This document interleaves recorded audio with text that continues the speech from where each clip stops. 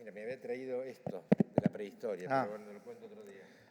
Decilo, porque es importante. No, busqué en mi casa. En el año 2006, la Secretaría de Derechos Humanos hizo un primer relevamiento. Y cuando uno lo mira nuevamente, releva una cantidad de instituciones con una cifra negra muy grande, porque no había la información que tenemos hoy.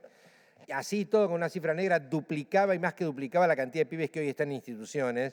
Y no las puede terminar incluso de categorizar, ojo, hecho por gente muy, muy experta de UNICEF, y no se podían ni categorizar si los establecimientos eran penales, si eran asistenciales, si eran de privación de libertad.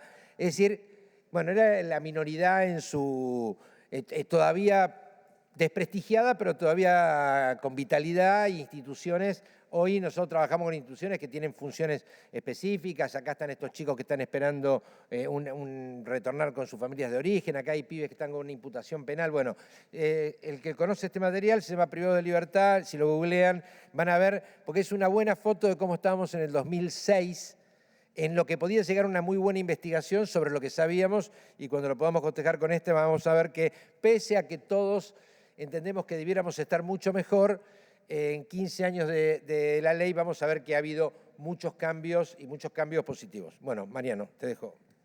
No molesto más.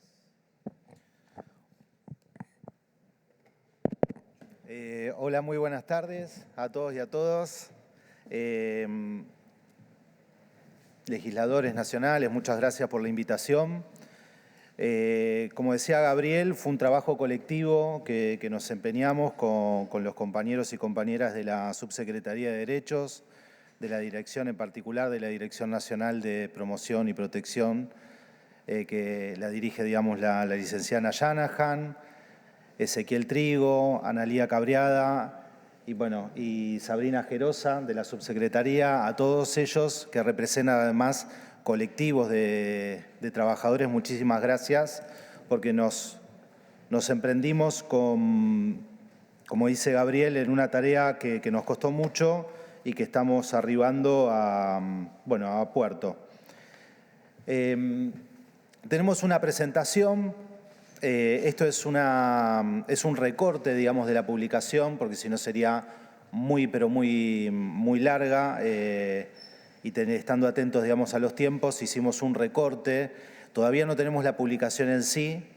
Está en formato papel, digamos, se está diseñando, creo que, digamos, en breve, en un mes y medio, entiendo, digamos, que tendremos, digamos, la presentación formal, pero no queríamos dejar de presentar, senadora, los primeros resultados o principales, digamos, cuadros que nos permiten reflexionar acerca de los cuidados alternativos institucionales que hoy rigen en la Argentina, y una aproximación en esto, como decía Gabriel, el documento del 2005, lo que marcaba para mí era un gran desconocimiento, parece mentira, ¿no?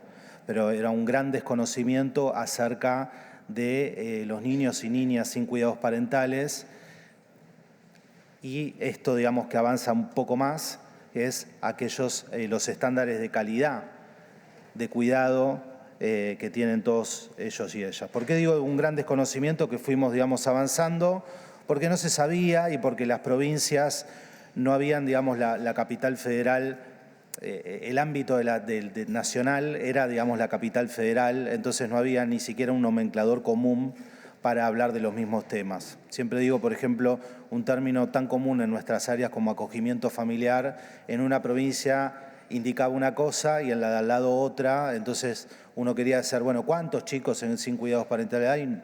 No se sabía muy bien. A 16 años de eso hemos avanzado mucho, pero teníamos poco acerca de las instituciones de cuidado.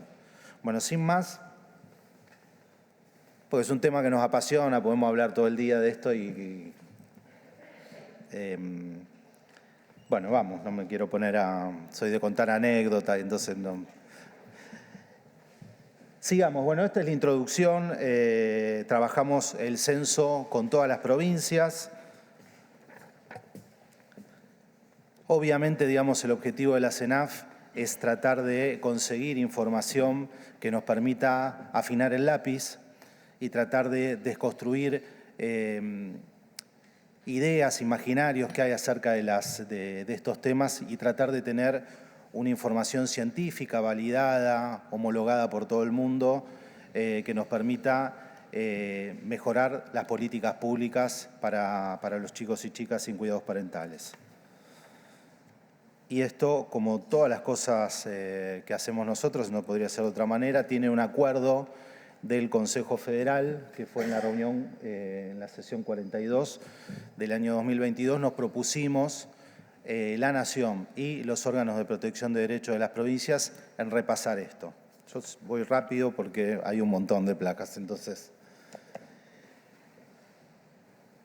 Bueno, acá, digamos, hay un breve, digamos, descripción de toda la línea de trabajo. Yo diría que lo vayamos pasando. Lo que se dice es que en junio del 2002, después de algunas previas que tuvimos con UNICEF, con algunas organizaciones que no sabíamos bien qué metodología implementar, con el acompañamiento del licenciado Comari, que está presente hoy aquí, con el acompañamiento de Florejito y de los equipos técnicos, nos pudimos concentrar, digamos, una metodología que dé cuenta de un censo, y esto no está escrito en ningún lado, cómo hacer un censo, esto porque además es pionero en esto, así que había un montón de puertas para elegir cómo hacerlo. Pero en primer lugar, bueno, en junio de 2002 tomamos, digamos, la decisión de hacerlo y fuimos construyendo, digamos, el primer punto importante es armar el marco censal, es decir, dónde están los dispositivos sin cuidados parentales en la Argentina, cuántos son. Bueno, esto que parece... Bueno, espero que no haya un incendio o algo. Sigamos. Logramos construir, después de muchas idas y vueltas, porque, digamos, esta es la realidad, nosotros sacamos una foto en un momento, pero la realidad es que es dinámico. Hay instituciones que se van creando y otras que se van cerrando, hay instituciones que tenían convenios y después dejan de tenerlos, acuerdos, bueno, en fin. Nosotros fuimos construyendo, digamos, la base censal con todas las jurisdicciones del país y cerramos un listado de 608 dispositivos reconocidos por cada una de las jurisdicciones, de los cuales logramos, esto nos llevó 6 meses, armar paralelamente el listado muestral y el instrumento de recolección de datos validado con todas las provincias. Tuvimos instancias de capacitación, tuvimos, digamos, clases virtuales de apoyo para que todo el mundo entienda lo mismo que estábamos entendiendo nosotros. Y logramos, estamos muy contentos porque el censo logró un 99,5 respuestas válidas, se hizo a nivel virtual, con el acompañamiento técnico de la Dirección Nacional y ya el solo, digamos, instancia de respuesta es un éxito muy importante. Se hizo, digamos, el 1 de diciembre, empezó, digamos, a llenarse y, digamos, el último remanente, digamos, en el mes de febrero logramos, digamos, dar por concluida. Nos quedaron 3 hogares que no quisieron, digamos, responder, dispositivos de cuidado que no quisieron responder el censo.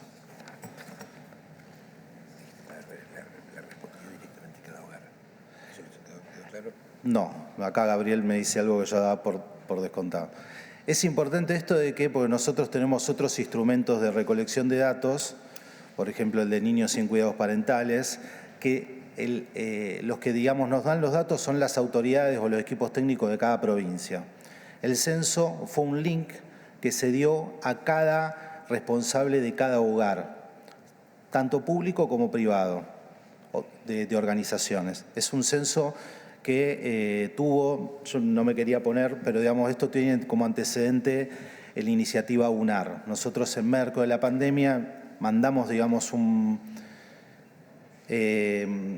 consultas de ayuda en el marco de la pandemia, de qué hacía falta, qué no hacía falta. Luego armamos la UNAR Tablet para que, digamos, nos volvimos, digamos, con las tablets, y eso, sin darnos cuenta, fuimos construyendo una red nacional de dispositivos. Teníamos un vínculo, digamos, un padrón muy, muy importante para comunicarnos de manera directa con cada dispositivo.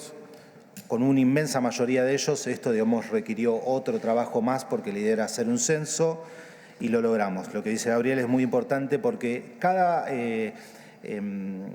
digamos, cuestionario online que se cargó desde cada uno de los dispositivos. Aquellos tuvimos, por eso, digamos, las capacitaciones virtuales y tuvimos el acompañamiento técnico del equipo. Fueron como 30 compañeros que estaban llamando permanentemente cuando se trababan, cuando no se entendía, cuando no respondían alguna parte. Y el propio, que nos pareció, a mí me llamó la atención, pero estuvo muy bien, fue que el mero hecho de llenar el cuestionario iba marcando una línea de acción. Por ejemplo, bueno, esto no lo teníamos, hay que tenerlo, hay que tener, digamos, bueno, si no me mezclo, digamos, con lo adentro, pero, digamos, el propio llenar, digamos, el cuestionario fue acercado. Por ejemplo, tenemos que tener protocolo para esto, para no, hay que tener un plan de evacuación para los cuidados de los chicos, no se nos había ocurrido, en fin, fue pedagógico en ese sentido. Sigamos. Bueno, algo que nosotros obviamente ya lo conocíamos y que es intuitivo, que es los dispositivos de hogares covarían con la población, ¿no? Es decir, la provincia de Buenos Aires tiene la inmensa mayoría, digamos, de los dispositivos de cuidados quedan en la provincia de Buenos Aires, en Santa Fe, en Córdoba, en la ciudad de Buenos Aires, donde se concentran, digamos, los mayores números de dispositivos convivenciales. Las dimensiones con las cuales analizamos el censo son características generales, condiciones de hábitat, gestión institucional, los recursos humanos que trabajan y las prácticas de cuidado. Recuerden que acá vamos a presentar un recorte de todos estos que analizamos. Ni siquiera les diría que se agota en la publicación misma del censo, si no sería larguísimo, más de 200 preguntas,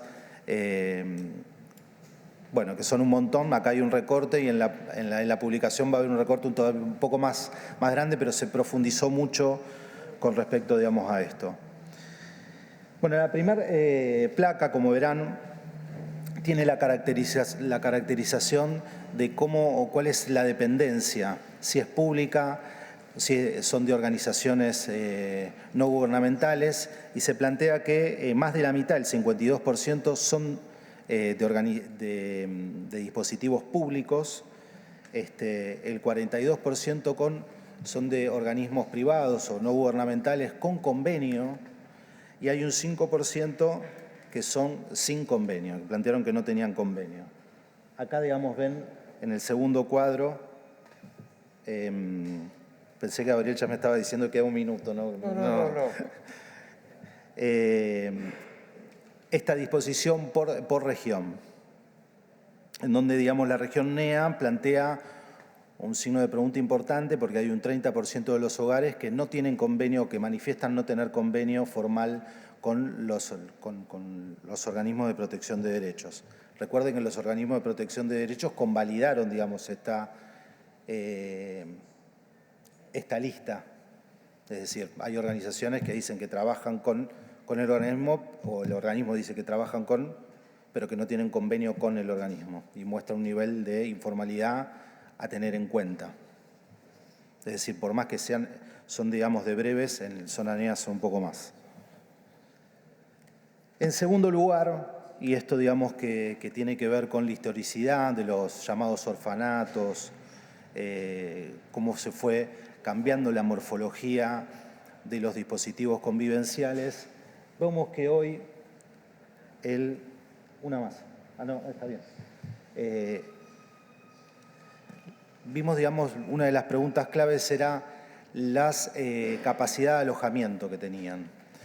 Y tenemos que más de la mitad, el 54%, tienen hasta 14 plazas, lo que en términos técnicos se llaman pequeños hogares.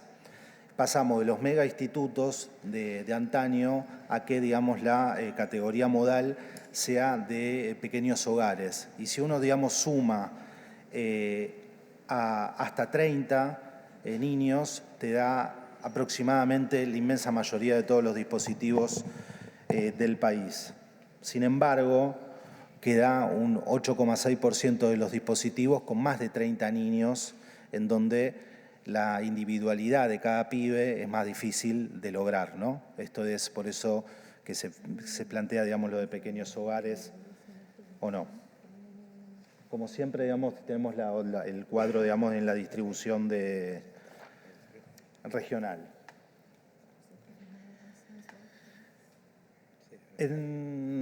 Bueno, con este cuadro, digamos, muestra cuántos niños y niñas y adolescentes hay en los hogares. Este dato es importante, lo ponemos porque, como decía Gabriel, en el 2006 no se tenía mucha idea, creo que hablaba de 25.000 o 30.000 pibes sin libertad.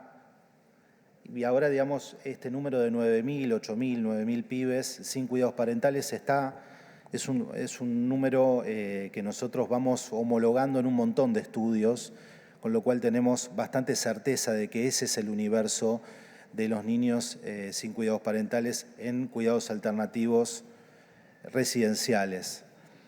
Lo tenemos, digamos, con el RUM, lo tenemos, digamos, con los documentos periódicos de niños sin cuidados parentales, y acá se vuelve a convalidar el PAE, tenemos, digamos, un montón de datos, y acá vuelve a convalidarse el universo, ¿sí? Niños y niñas y adolescentes hay 8.000 y hay más de 1.000 de pibes que con 18 años siguen viviendo, digamos, en los dispositivos. Una variable importante y problemática que se expresó es cuántos niños efectivamente había con respecto, digamos, a la relación con la cantidad de plazas reconocidas. Entonces, aquí nos planteó que en muchos lugares, en la mitad del país, un poco más, existe una subocupación, es decir, hay menos pibes que plazas. En otro porcentaje, que es el 22%, nos da que las plazas con los niños están bien. Sin embargo, nos da que un 23% de los dispositivos manifiestan tener más chicos que plazas. Y eso, digamos, empieza a haber una sobrepoblación. Digo, para pensar en ir siempre, digamos, mirando, digamos, los estándares de cuidado. En esto se ve que los efectores públicos está un poco más acentuado que en las organizaciones. La sobreocupación, como se ve en el último cuadro, en los dispositivos de modalidad pública es del casi el 30% y es un poquito más de la mitad, menor de que este número, en los de efectores en las organizaciones no gubernamentales. Bueno, acá hay esto mismo, viendo por regiones, en donde, bueno, un dato llamativo es que esta sobrepoblación está muy acentuada en la región de Cuyo. Está en todas las regiones, pero, digamos, de manera llamativa, digamos, en la región de Cuyo.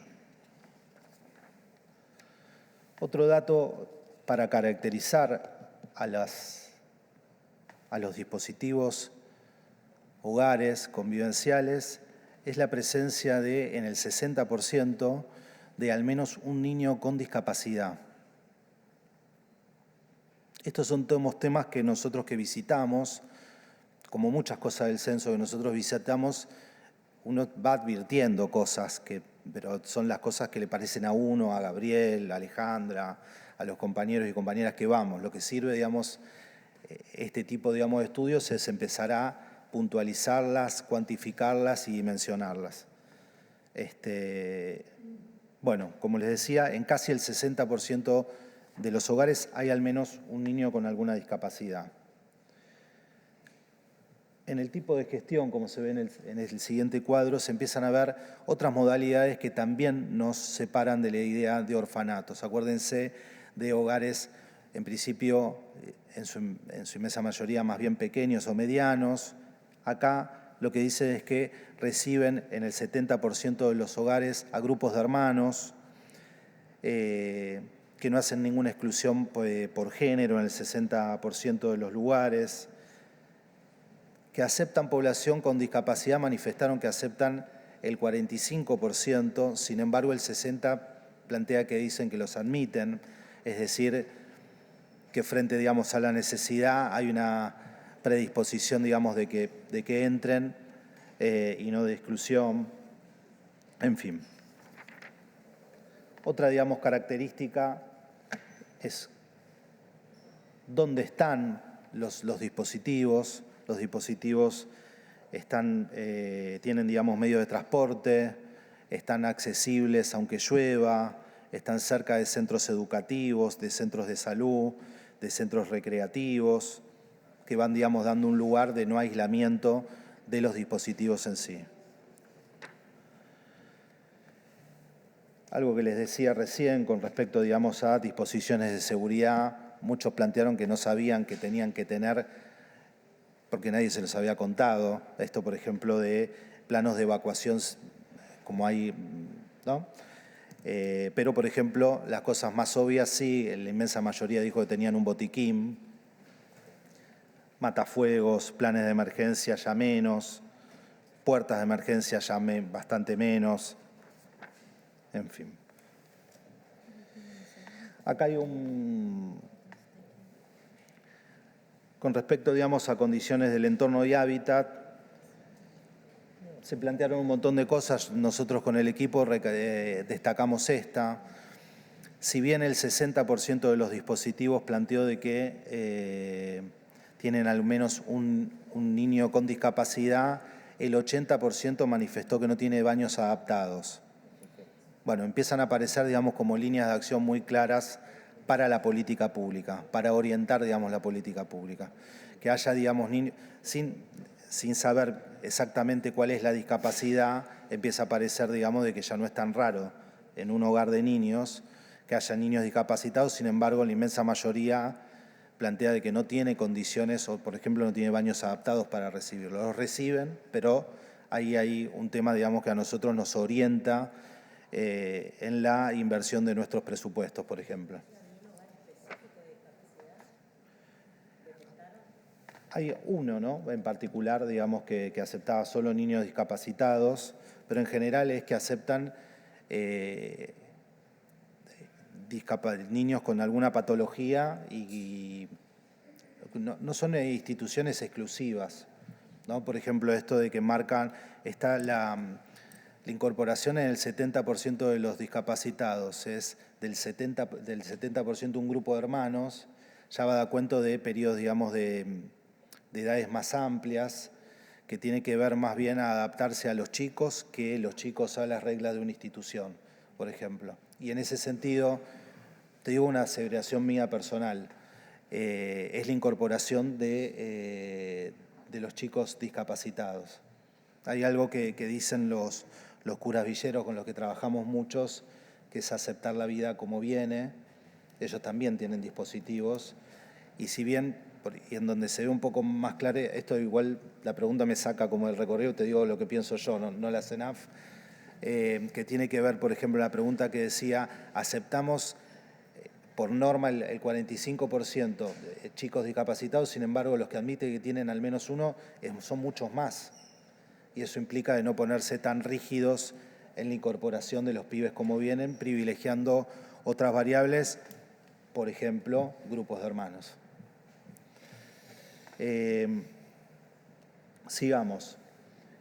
Uno de los antecedentes que nosotros tuvimos con el Aunar Tablet, que es una política que vimos en el marco de la pandemia, fue la disponibilidad de recursos tecnológicos de los chicos y chicas. Acá encontramos que el 60% tiene, digamos, recursos tecnológicos, tablet, computadoras, que casi un 30% los tiene, pero de manera deficitaria ese acceso, y un 14% plantean que no tienen los chicos acceso a bienes. De vuelta, es algo para profundizar. El deficitario es menos de 1 cada 4, ¿era? Menos 1 cada 4.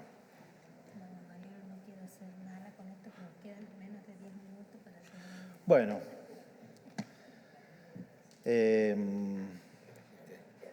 Vamos a tener que venir de vuelta.